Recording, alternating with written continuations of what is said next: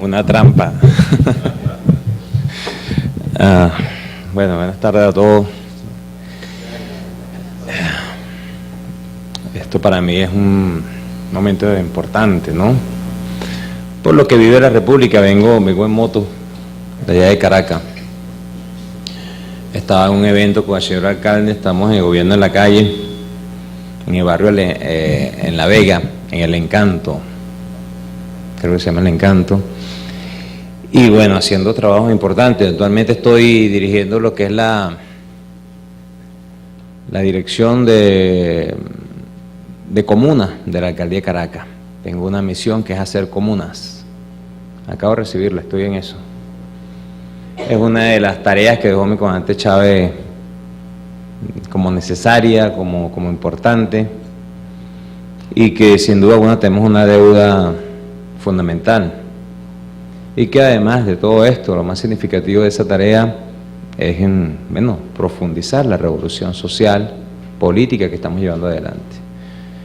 Viniendo de ese trabajo,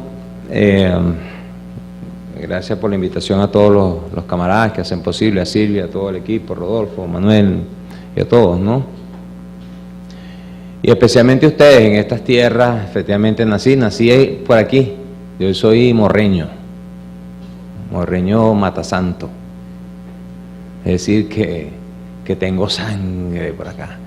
Y estaba viendo algunos árboles que en estos árboles me pasaba yo montado. Imagínense ustedes, no existía esto. Uno caminaba y pasaba, ese puente era un puente de cuerdas, no existía nada de concreto, y nos la pasábamos bañando ahí en la estación del tren. Hay un pozo que todavía está ahí, donde el tren cargaba agua, ¿no? Y entonces ahí fue donde aprendí a nadar yo, uno de mis primeros pasos. Y también aquí estaban construyendo los enanitos, esto se llamaba así, no sé cómo lo llaman hoy en día, pero el Parque de los Enanitos. Pues yo soy morreño, soy de aquí, viví apenas 3 cuadras de acá. Y cuando hago toda esta descripción, cuando uno es muchacho y se encuentra con esta naturaleza y todo este ambiente, uno se va llenando, ¿no? Y va formando el espíritu, el alma, y dándole molde a lo que uno después puede hacer. Puede terminar siendo un delincuente, un traidor, un oligarca o un revolucionario. Este país está lleno por todos lados de fábricas de revolucionarios. Este país, y fundamentalmente en Valencia, Carabobo, nacen revolucionarios.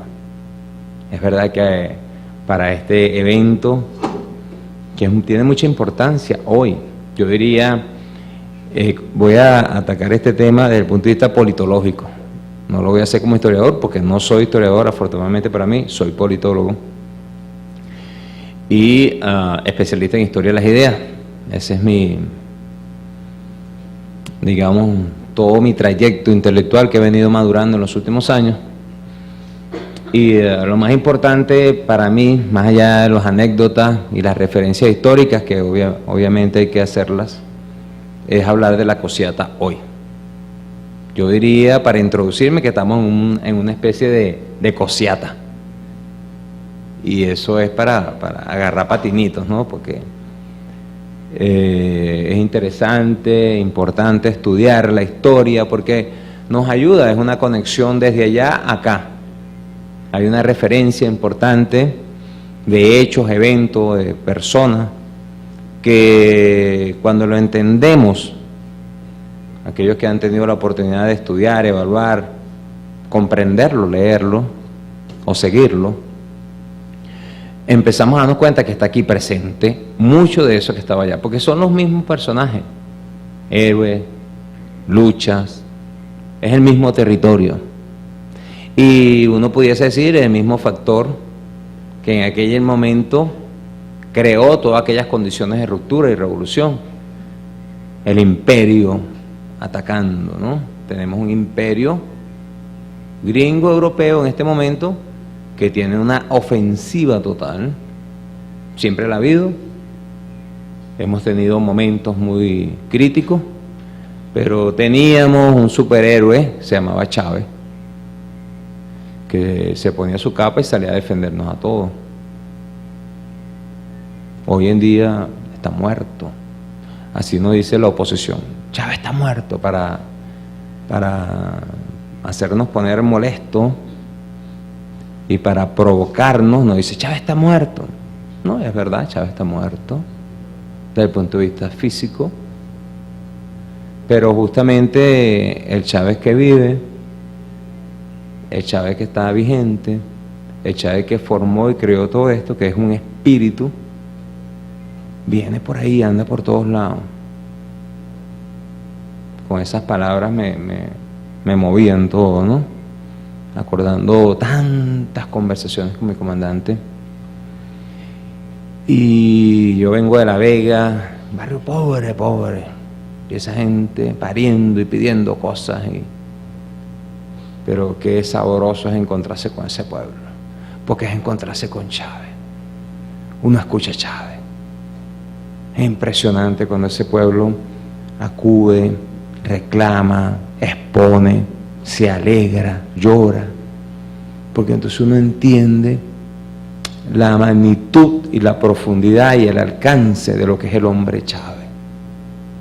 Y entonces uno empieza a sentir fuerza, espíritu, crece, se siente vivo y empieza a tener una interacción directa con el propio comandante.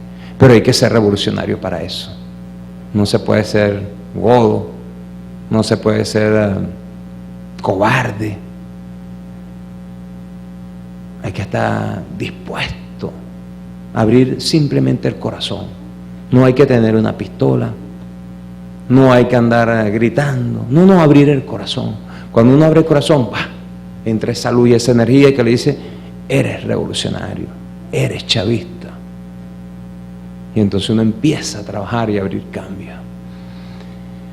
Para eso estoy aquí, para tratar de hablarle a ustedes de lo que estamos haciendo hoy, desde allá, enfrentando esa realidad histórica.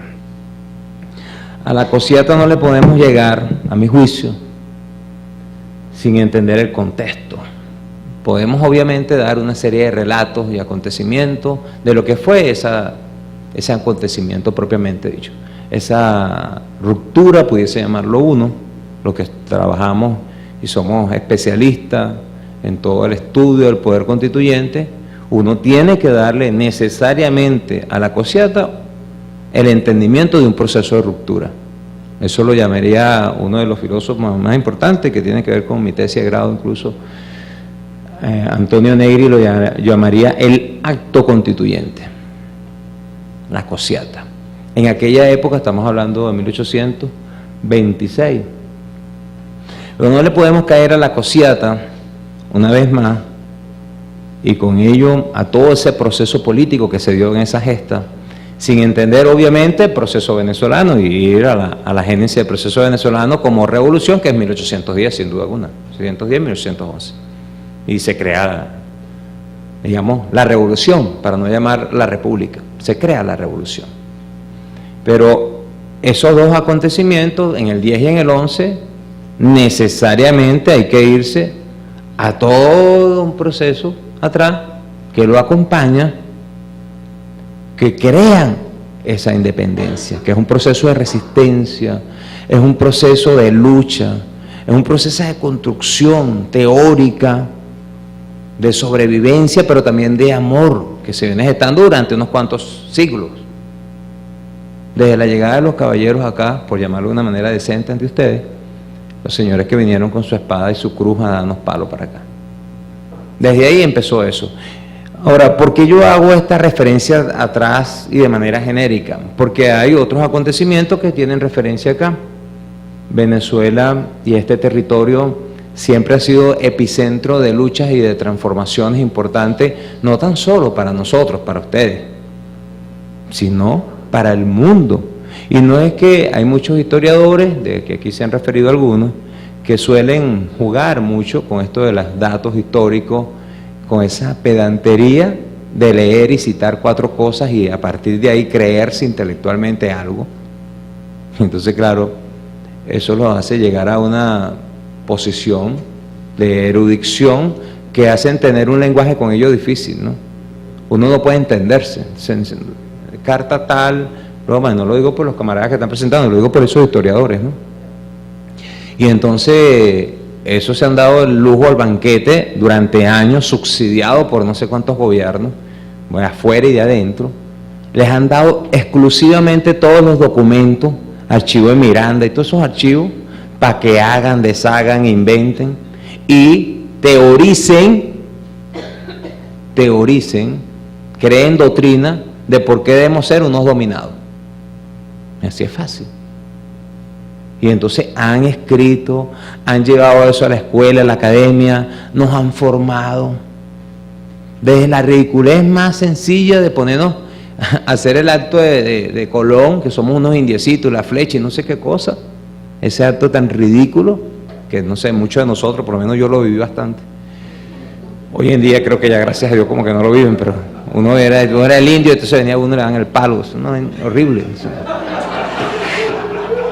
Hasta discusiones académicas. Hoy en día, yo no es que voy a diferir de mi hermano acá, pero ciertamente yo veo el mundo intelectual hoy en día, académico, de estos historiadores, bien vacío. Hay una larga tradición de todos ellos que vienen creando y estudiando todo lo que ha sido el culto a Bolívar y se han hecho especialistas en Bolívar. Y Bolívar, imagínense, en España hay todo un edificio más grande que esto, donde hay puros textos de Bolívar. En España, en Estados Unidos y en muchos otros lugares hay enciclopedias, y ha escrito todo el mundo de Bolívar. Pero los de aquí de Venezuela, que les han pagado en todo en dólares, que se han hecho especialistas sobre Bolívar, sobre todas las cosas han desarrollado el famoso culto a Bolívar. Y ese culto a Bolívar, para dos cosas fundamentales. Uno, dejarlo allá muerto, sin tocarlo, sin poder tener acceso a Bolívar, verlo como una foto. Y en segundo lugar, llevar la historia a donde a ellos les conviene, a esa historia de tutelaje, a esa historia de que somos un pueblo salvaje, rebelde, y que por lo tanto somos ingobernables, ni siquiera Bolívar pudo, y los demás somos monte y culebra. Eso es básicamente la tesis. Cartas, documentos, escritos, pero ahí está. Bueno, hasta que llegó Chávez, que hizo una ruptura. Chávez, que es un militar, que no es politólogo, no es historiador, es un revolucionario. Llegó y hace una ruptura total de esa vidriera donde tienen a Bolívar, lo baja del Olimpo y lo trae para acá, mira, de manera práctica. Cuando uno estudia a Chávez, hay que estudiar a Chávez. Cuando uno estudia a Chávez, lo que él dice de Bolívar, hay una doctrina viva, como si usted saliera de aquí, qué hacer a la hora de una emergencia. Así como ustedes le digan ahorita, si hay un terremoto, abra la puerta, escóndase, no sé qué y tal.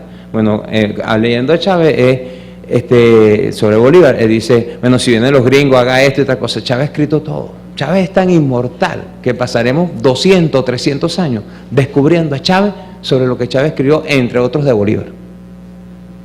Entonces tenemos doctrina, pero para aquellos que creen que lo han matado, para aquellos que creen que lo han metido en una vidriera, porque ahora resulta que Chávez lo están tratando de meter culto a Chávez.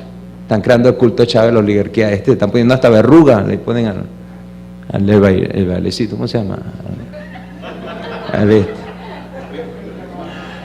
Pero entonces, hay dos, para mí necesariamente hay que entender dos procesos revolucionarios. Voy a ser bien corto en eso para no extenderme mucho, pero créanme que tiene una dimensión muy importante. Yo citaría necesariamente la Revolución Norteamericana y la Revolución Francesa, para no irme a la inglesa, que también tiene de una u otra manera una relación importante con esta tercera revolución, que vamos a llamarla la Revolución Bolivariana, o la primera parte de la Revolución Bolivariana, o la emancipación del 10 y el 11. Pero cuando uno va a la Revolución temprana, digamos, la norteamericana del 75, 1775, 91, todavía nosotros vemos en 1860 Revolución Norteamericana. Y eso es una curva y una interacción de eventos que da para hablar de esa revolución en todo lo que usted le dé la gana. Pero finalmente usted pudiese detectar ahí un gran concepto, que es el concepto imperial. O sea, Si algo desarrollaron los norteamericanos en toda esa trascendencia de discusión política, de hechos de guerras y todo eso, fue el concepto de imperialismo. Si en la historia ha existido un pueblo, una sociedad que ha entrado a discutir, a formar, a construir el concepto imperial, es ese pueblo, sometido a una serie de realidades. Eso no estoy dando opiniones ni juicios favorables o no sobre el pueblo en sí, sino que eso ha sido la realidad sobre lo que se ha montado ese pueblo. Y entre otras cosas sale de ahí, vamos a hablar de la nomenclatura, vamos a hablar de la metodología, pudiese decir algunos politólogos, de la forma política. Si algo sale de ahí es el concepto famoso de federación, que es un concepto bastante complejo de manejar, pero simple y sencillamente tiene que ver con dos características fundamentales. Uno tiene que ver con el concepto de expansión y el otro tiene que ver con el concepto, digamos, de propiedad y de dominio que tienen eso. Y ese es justamente el gran concepto de imperialismo. Eso sale de esa revolución, para hablar teóricamente o politológicamente. La Revolución Francesa, para algunos, digamos, es como el otro elemento. Es esa revolución fracasada, esa revolución muerta. Pero lo más importante no es la revolución en sí, que dejó algunos elementos interesantes para lo que pudiésemos hablar de ese derecho natural, aquellos que son especialistas en derecho, y todo lo que eso trajo para lo que llaman algunos abogados el derecho positivo. Sí, sale algo de ahí. Y con esa, digamos, expresión o ese entendimiento y ese desarrollo doctrinario de ese derecho positivo, sí sale algo muy importante, que efectivamente salen principios sobre lo que es la humanidad que son interesantes, mas no son conclusivos y no son suficientes. Estamos hablando que en esa primera etapa, entre 1789, 90, 93, todavía estamos hablando de esclavitud, estamos hablando que los negros no existen, las mujeres no existen. Entonces eso que se discutió ya como principios universales, estamos hablando de un universo bien pequeñito. Y fundamentalmente tardía ya la revolución entre el 90 del 95 en adelante, 99, ya con la llegada de Napoleón hasta el 2002, o 1802, 1804, estamos hablando ya de el incipiente capitalismo a través de esa revolución. Pero digamos, esas dos revoluciones son fundamentales. ¿Para qué? Para poner como referencia la revolución venezolana. ¿A qué se enfrentan ellos? A toda una dinámica de cambios estructurales que se viene dando en el mundo, donde estas tierras tienen que ver con eso, el dominio colonial fundamentalmente, y con ello toda la doctrina que viene recuperando y que viene trabajando sobre todo la Iglesia Católica. No es la única, todas las, digamos, todo ese poder teologal que sale de las religiones protestantes, todo eso está en discusión, pero fundamentalmente la Iglesia Católica, por lo menos lo que tiene que ver con nosotros. Y eso que, digamos, aterriza acá de manera importante, esa lucha que es de allá de Europa, viene para acá. Bolívar, un joven, unos 20 y tantos años, ese encuentro con Miranda y toda esa interacción con Miranda que sin duda alguna lo marcan y le dan a él elementos doctrinarios de convicción para poder crear esa estructura que él va diseñando, que es Colombia, que es Colombia, la grande. Es esa gran Colombia, es esa patria que se pensó ahí. ¿Y por qué? Porque sencillamente Miranda y todos ellos en ese momento, pero Miranda fundamentalmente, era obvio, vio el problema igual para todo el mundo.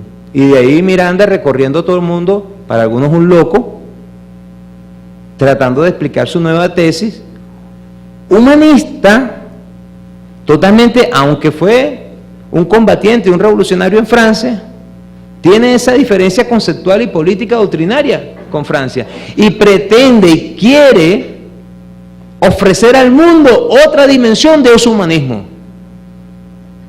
Por ejemplo, el tema indígena en Miranda. Cosa revolucionaria para el momento, que ni siquiera con Marx, ya en el 60, 1870 para allá, ni siquiera con Marx eso existe. Seguimos siendo unos condenados indígenas para hablar de revolución. Es muy importante la revolución de trabajo, la revolución social en Marx, pero desde el punto de vista para nosotros en América, nosotros no existimos en esa discusión todavía en el 70, 1870 allá. Estamos hablando ya entre Alemania y ya las nuevas revoluciones, que finalmente se dan casi en principio del siglo XIX, del XX. Pero entonces, eso, digamos, la revolución venezolana, esa primera revolución que rompe para todo el continente, tiene como adversidad, como enfrentamiento, todo el marco teórico doctrinario que vienen creando todas aquellas revoluciones. Y además, digamos, conceptualmente y doctrinariamente, que tiene esa tremenda dificultad, para los militares es algo importantísimo, porque Miranda justamente es derrotado, y ahí una de las dificultades, y cada vez que entremos en esa romántica manera de ver el duelo entre Miranda y Bolívar, si no entramos en el estudio militar por lo menos y doctrinario, no lo vamos a entender nunca. Pero estamos hablando de dos personajes totalmente diferenciados desde el punto de vista del término doctrinario en lo militar, que es fundamental para la época, porque lo militar era el partido político, por llamarlo así, era la organización social, igual que el cura y igual que el abogado. Entonces, Miranda es el clásico guerrero europeo, que tiene logros importantes allá mismo en Europa, pero que aquí no funciona. No funciona, y esa es la verdad. En el 11, el 12, Miranda es derrotado en su tesis. Y se enfrenta además a unos muchachitos, a unos jóvenes, que vienen con la cabeza encendida, haciendo revolución, y le dicen, eso no es por ahí, estamos en otras tierras, de aquí se maneja de otra manera. Estoy hablando sarcásticamente, dice que él me dice y todas esas cosas, ¿no? Así no debería hablar un politólogo, pero para tratar de hacer ameno esto, ¿no? Pero efectivamente, Bolívar organiza el componente cívico-militar que va a dar la gran ruptura al imperio español, que es el imperio más poderoso de Europa. Acaba de vencer al propio Napoleón, venía de vencer a los moros durante no sé cuántos siglos, y acaba de vencer a Napoleón, y viene la reconquista a través de esto. Todavía Bolívar se enfrenta a eso, ya estamos hablando del 10 en adelante, el 12, 13, pero ese es el gran ejército español de Fernando.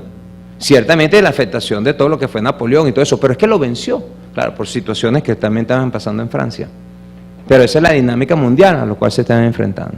Bueno, Bolívar se enfrenta a eso. Y lo llaman, muchos lo llaman el general en retirada, lo llaman el jefe de las escaramuzas, y hay muchas críticas para lo que es todo el estudio del Bolívar militar. Hablamos aquí de que Páez es un genio militar, sin duda alguna, tiene unas batallas muy importantes, pero el gran genio militar es Bolívar, no nos equivoquemos. Más número de batallas, las estrategias que se planteó, y de ahí cuando él sale derrotado Miranda, y esa famosa discusión que si lo entregan o no lo entregan, todo ese proceso político que se ve ahí, Bolívar sale justamente a conformar el gran ejército libertador a través de la creación de la milicia.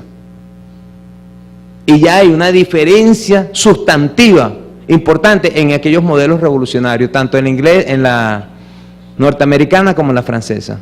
Porque aunque en España, Francia y Estados Unidos estamos hablando de milicia, el concepto es totalmente diferente. Es la milicia donde estaba Bolívar al principio, milicia de propietario. Milicia bolivariana ya es otro concepto totalmente, es negro, es pobre, es indio, y además con un diseño para la operatividad, la estrategia y la táctica totalmente diferente. Avance o desplazamiento a los objetivos y movimientos, todo un despliegue a través de miles de kilómetros, no tan solo ya en nuestra tierra, cuando viene de Colombia, la primera ofensiva, sino ya en la parte ya después del 21, sobre todo cuando se va al sur. No hay otro militar en el mundo que haya hecho algo como eso. Claro, es totalmente opacado. Bolívar es ridiculizado en ese sentido. Pero estamos hablando de un genio militar y por supuesto político. Y eso hace que Bolívar no tan solo vaya a la parte militar y dé la estructura militar, sino que le dé textura al elemento político, institucional y jurídico. Y de ahí la idea de Colombia la Grande, que finalmente se materializa por allá entre el 18 y 19.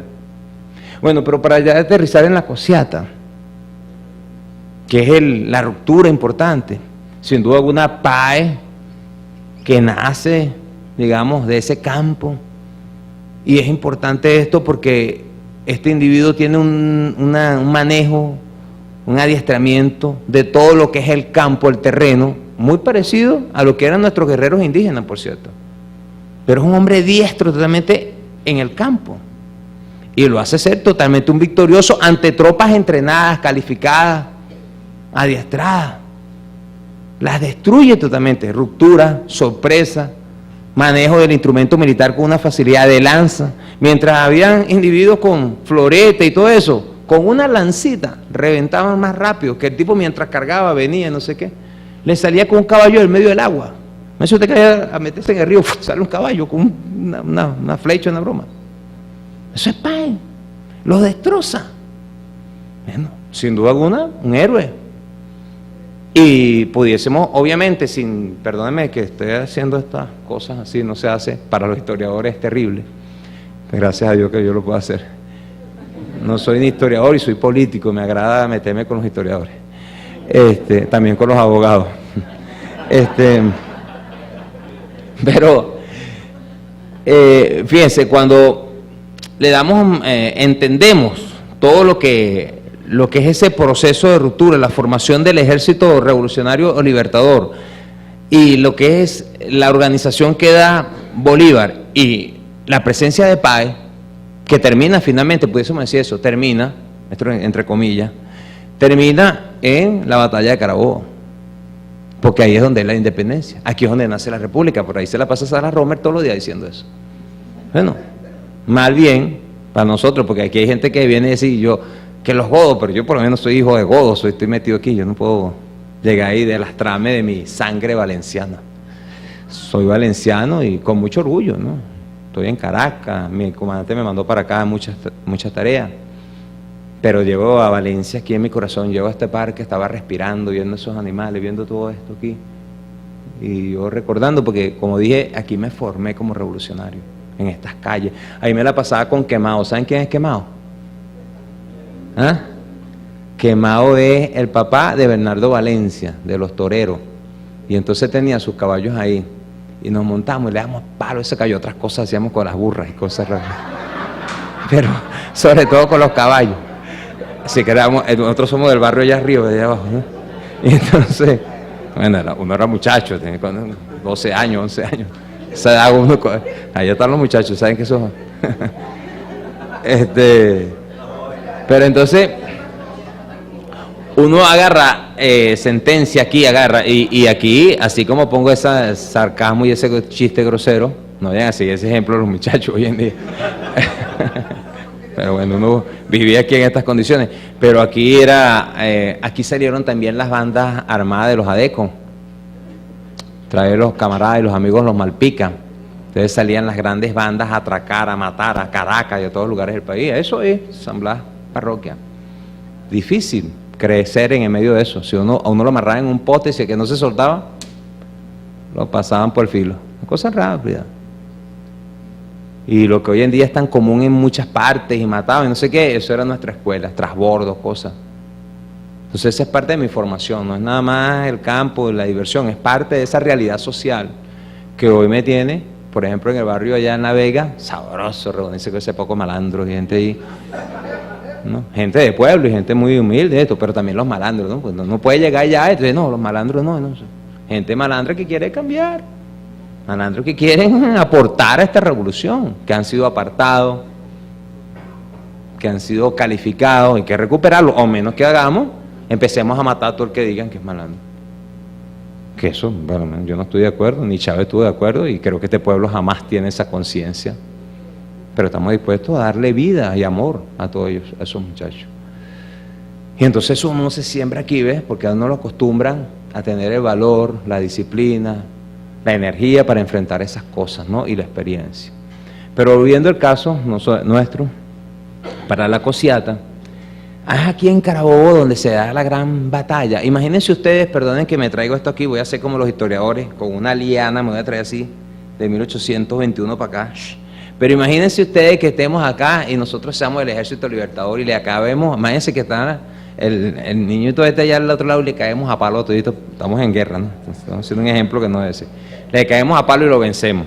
Que con maniobras súper atrevidas es el que logra dar un sello importante a la victoria. Bueno, pasa a ser el papá de los helados acá, el cacao. Ese es el padre que estamos hablando. El victorioso de Carabobo. Y obviamente reconocido y le hacen fiesta, y aquel individuo que anda a caballo, que es humilde y todo eso, bueno, pasa a ser general en jefe, el jefe de poder político. Y justamente entre el 21, inmediatamente sale la gran discusión de, bueno, vamos a crear Colombia la Grande, pues. Congreso, la Constitución de Cúcuta. Inmediatamente, y Bolívar, la victoria no es esta, la victoria de nosotros es todo el continente, y se va, empieza con su campaña del sur, viene, crear Bolivia.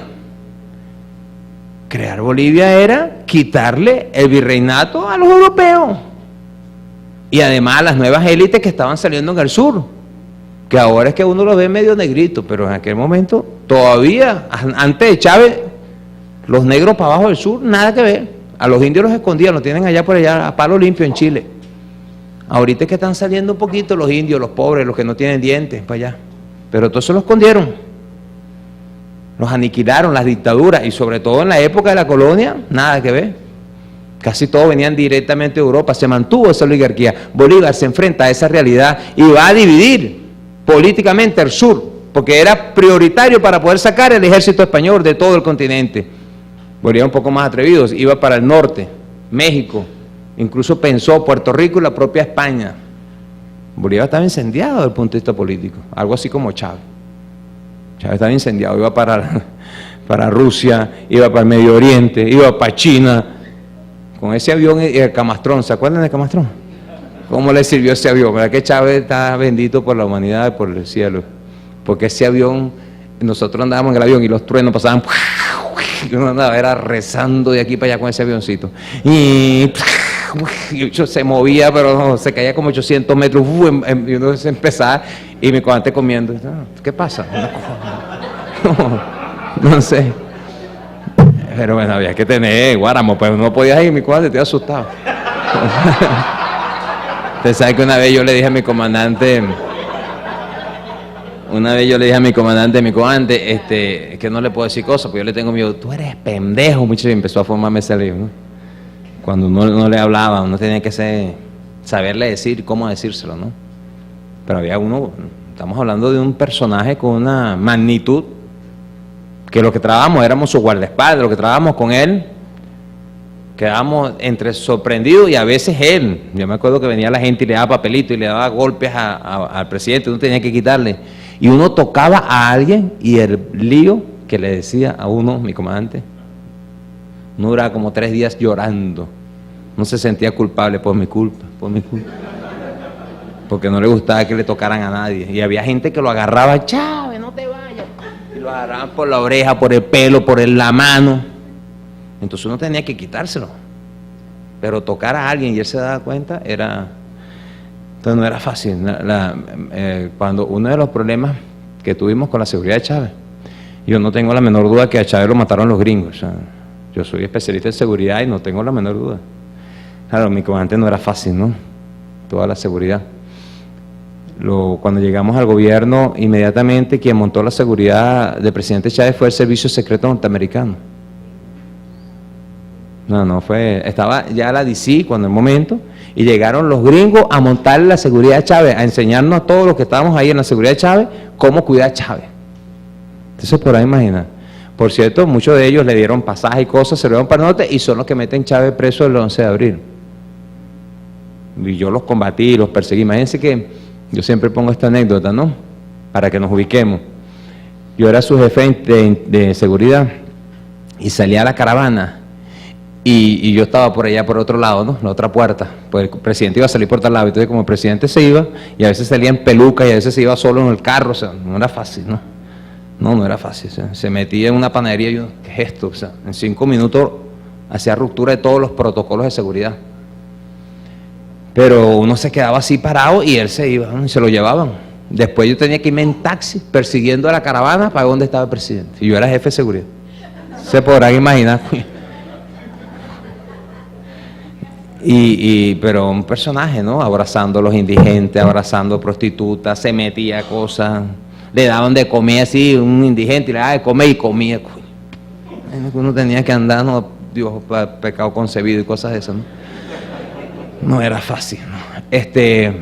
Pero no tengo duda de que los gringos, aprovechándose de esa situación, lo sembraron y tenían que hacerlo ellos para poder hacer todo esto que están intentando hacer ahorita. Pero no tengo duda del tratamiento y toda la intención que ha habido sobre mi comandante. Pero bueno, nos ha durado mucho, nos ha dejado una cantidad de elementos doctrinarios y políticos, y bueno, hoy nos permite estar acá en este momento, una dificultad tremenda como tuvimos el 14 de abril de ahorita. Aquí estamos, en paz, en democracia, que son sus dos líneas centrales: revolución pacífica, democrática y participativa. Y aquí está, con dificultades, con lo que sea, pero aquí está esta revolución. Y eso viene de allá, ¿no? Porque justamente él estudió todo esto. ¿Qué dificultades tuvo ese gran hombre, Bolívar? Lo dejaron solo, lo traicionaron. Páez, el gran guerrero, ¿qué hace este individuo? Bueno, ciertamente se rodea de todas las oligarquías, pero es que entre el 21 y el 26, 1821 y 1826, todo ese proceso, y podemos hablar de la cosiata en el 26, pero es que del 21 al 26 se están cayendo a palo por el poder.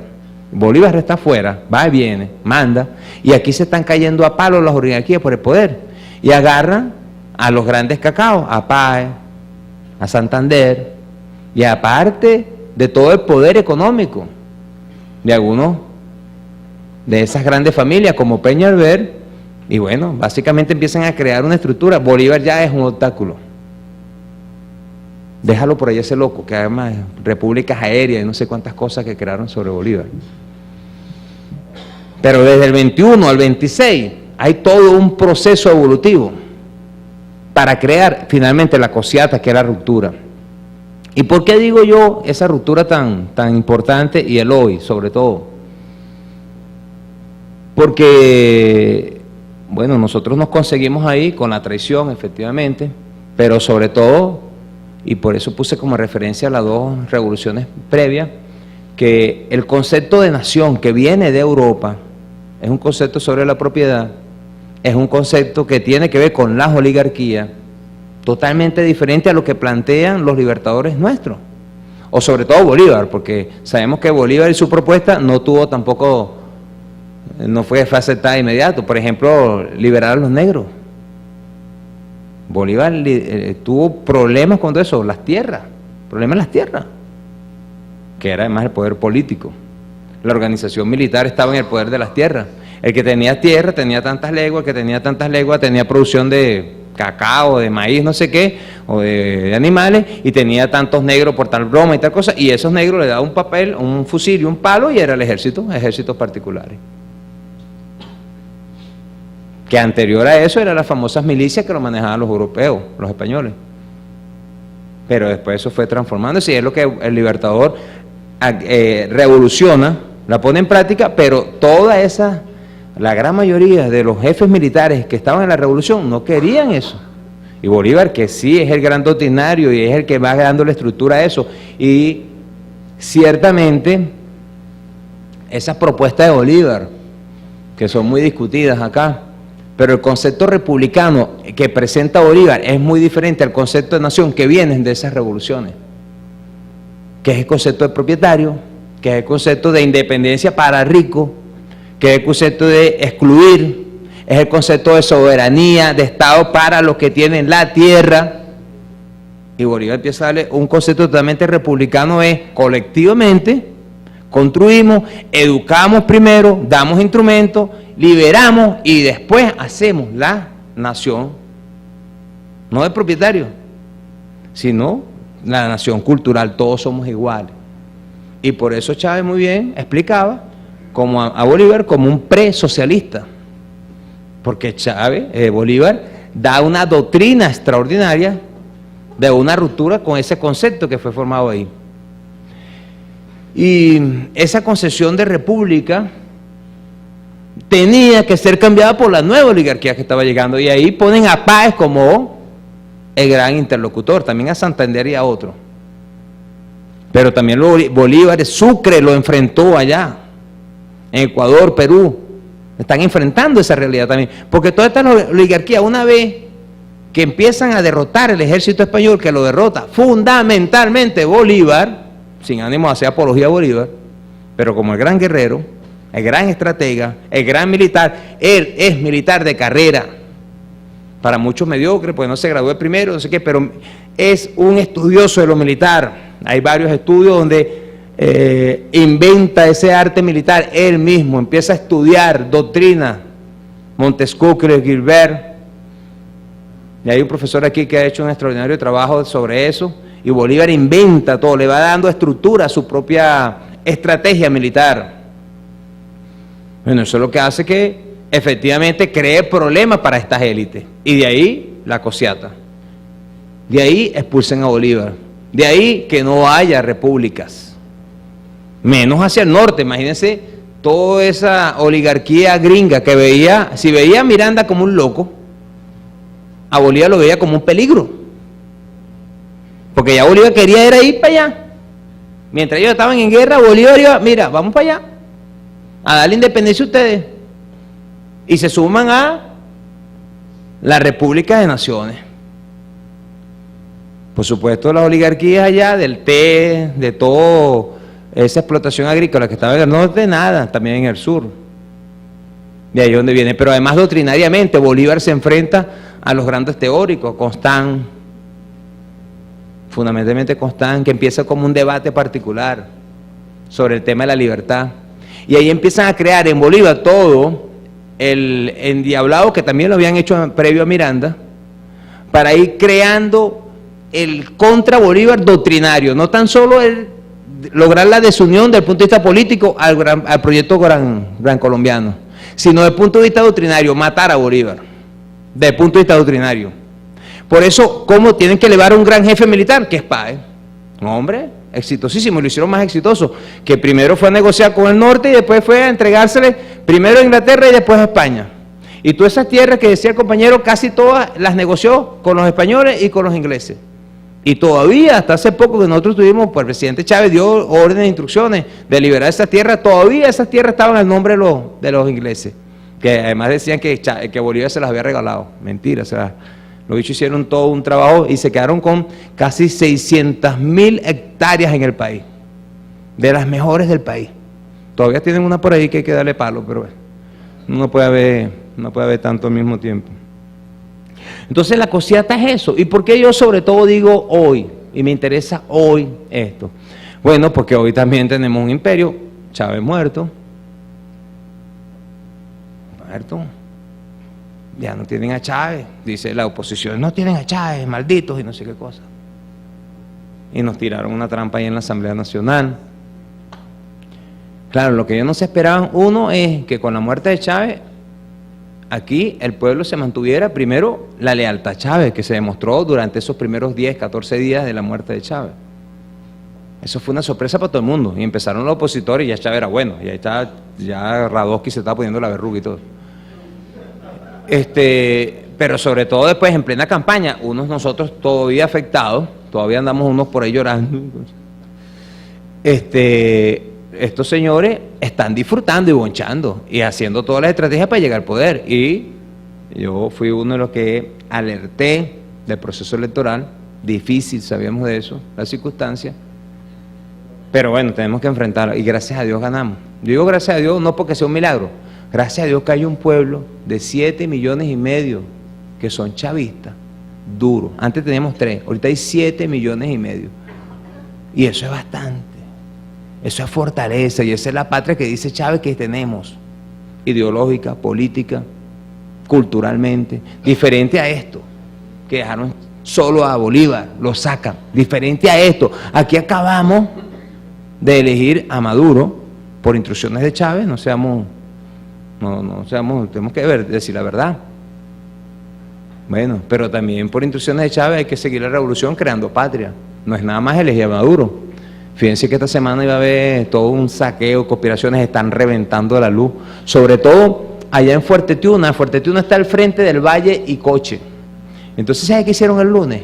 El lunes tiraron como unas 200 salvas de fuego. Y aquello fue como a la 1 de la mañana. Por supuesto, nadie que vive, yo vivo arriba, yo soy de Coche, pero vivo arriba de una organización que creó Chávez ya. Y bueno, todo el que está ahí se despertó. Aquella plomamentación, tiraron la luz, ¡pum! Se fue la luz en todo el valle, cada ratico tumban la luz, hay gente que tiene luz, no tienen agua.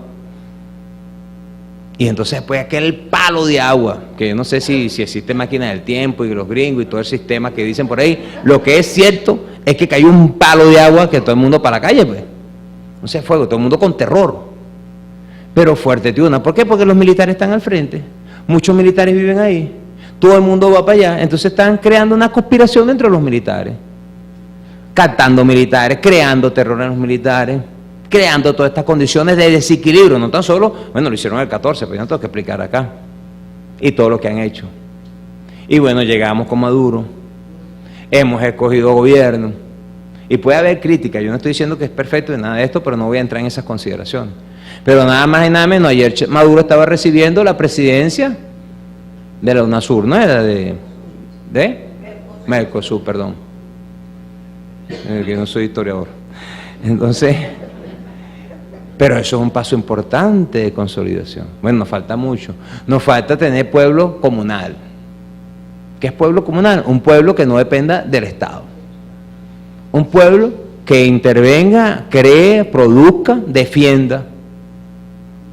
Estamos en Valencia, la Valencia revolucionaria, pero sabemos que aquí hay cosiata para rato también. Aquí hay cosiata por todos lados. No tuvimos ahorita a Costa Carle, pues. Yo fui el antecesor de Costa Carle, pues yo iba como candidato por instrucciones de mi comandante y me enfrenté al pollo y logramos una estabilización importante desde el punto de vista político y pusieron al traidor este. Yo, entendido, yo lo mío es entendido. Y bueno, ¿qué pasó ahí? La cosiata. Y eso es carratico aquí, no crean que eso es allá, aquí en Valencia nada más. Allá en Caracas hay cosiateros por mucho. Carratico. Militares, civiles, de billetes.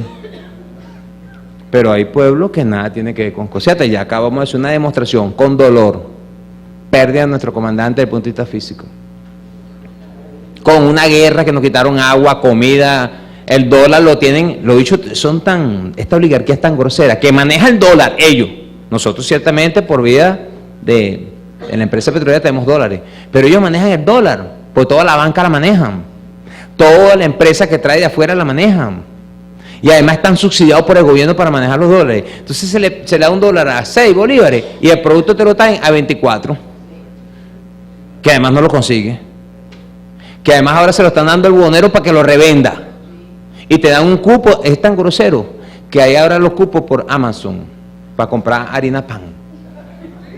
¿Viste? Una oligarquía que a veces provoca darle cachetada, ¿sabes? No caer en la violencia, pero, ay, cuando uno ve unos cuantos por ahí. Bueno, a veces uno no puede caer en eso, ¿no? Pero a uno entra ahí. Pues ¿cómo es posible que le estén quitando el producto para los niños, para las amas de casa, para las escuelas, para los vehículos? Y ahí es donde viene el movimiento revolucionario, ahí es donde viene el movimiento comunal. ¿Cómo defendemos eso? Vamos a esperar que venga Chávez, vamos a esperar que venga Maduro. ¿Cómo lo hacemos nosotros? De ahí la organización social comunal. Hay todos los mecanismos, todos los instrumentos y la voluntad política para hacerlo y obligarlo a que lo haga que no lo quiera hacer. Y sacar que el cosiatero agarra monte, caballo. Entonces, para mí por eso es importante, más allá de la anécdota, y me perdonan que no haya hecho hincapié en eso, tengo algunos datos, todas las convenciones, la convención aquí de Ocaña, muy importante, y cómo se va estructurando eso. Pero lo fundamental es que esto lo tenemos vigente ahorita. Que hay toda una intención del imperio gringo, y está, no lo dice Obama carratico, en Venezuela, no sé qué, bueno, son groseros. Y tenemos locos acá, gente afectada, fascista, que en un momento como este, cuando Chávez ha fallecido, que el pueblo está, sin duda alguna, porque Chávez nos hizo todo, bueno, lo que somos hechos de Chávez. Hay otra gente que no, pero lo que somos hechos de Chávez, que nos ha hecho patria. Claro que estamos afectados, pero no dormido. Hemos ido asumiendo poco a poco, mediáticamente, políticamente, socialmente, culturalmente, y ahí es donde tenemos que apretar. Porque no podemos seguir, por ejemplo, en nuestras escuelas, creyendo que los gringos, chévere. Entonces damos clases de inglés donde nos dicen que los gringos son chéveres. Y por el otro lado los gringos de Obama nos dicen que nos van a invadir. No podemos andar con esa edad. ¿Qué somos? Y tenemos que escuchar la música, incluso comer McDonald's, no nos pongamos con eso. Hay gente que piensa, no comamos McDonald's, no vayamos al cine. No, hombre. No caigamos, a veces es ridículo muchas de esas cosas. Eso depende de cada padre cómo forma a sus hijos. No, ahí es donde viene la moral de los padres y todo eso. Pero aquí lo importante es aclararlo a los chamos qué está pasando. Que este es el país que más petróleo y energía tiene, es el de ellos, no es el nuestro ya. Bueno, ya estamos más o menos idos. Pero el chamo están recibiendo el país con la mayor energía del planeta. No le estamos entregando más nadita. Recursos hídricos, ambientales, posibilidades de que esos chamos tengan todo, no lo tuvimos mucho de nosotros. Nos quitaron las universidades, nos privatizaron todo, esos chamos tienen ahí becas, todo, falta todavía y hay problemas, corrupción y todo eso. Pero los muchachos tienen todo para que sean los grandes, es la potencia, para que sean Bolívar, para que sean Miranda, para que sean Chávez. Y eso es lo que estamos defendiendo ahorita, entregándole a esos muchachos. Y se nos va la vida en esto.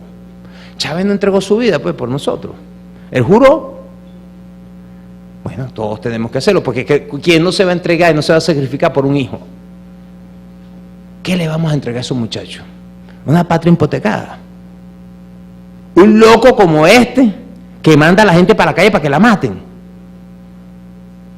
¿Qué le vamos a entregar? ¿Para entregárselo a los gringos? ¿Para que le vengan a meter cocosete y bromas a los gringos en la cabeza a los muchachos? No, hay que meterle revolución, hermano, a esos muchachos. ¿Qué es lo que tenemos? Y para eso Chávez, patria. Eso es lo que tenemos que enfrentar. Las cosiatas por todos lados, pero para eso somos bolivarianos y para eso somos chavistas.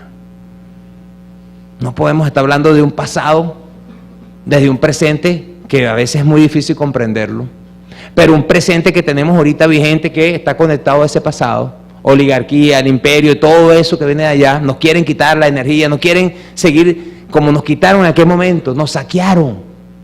Ya eso se ha venido superando, pero todo eso que se ha venido recuperando es para invertirlo en el pueblo, para invertirlo en esa juventud, para que creen esa unidad. Nosotros es difícil todavía recibir todo lo que ha sido la UNASUR, que ha creado mi comandante, el ALBA, todo lo que no hemos agregado a UNASUR. Eso es difícil. Bueno, nos mandaron a tocar cacerola en Argentina y en Uruguay, pues. O sea, el escualidismo es internacional, no es una cosa. ¿Ah? Entonces, no es fácil trabajar en la unión, pero esos muchachos hay que meterle revolución, Bolívar, unión, nuestros recursos, autoestima. Esos muchachos son bellos, son poderosos, lo tienen todo. Y merece que nosotros les entreguemos nuestra vida. ¿Verdad? Gracias por permitirme estar acá. Perdonen por no dar una erudición histórica, porque no soy historiador, ya lo saben. Soy un revolucionario, pero esta es mi Valencia, no la del rey. Mi Valencia revolucionaria, la Valencia chavista. Gracias por permitirme estar acá.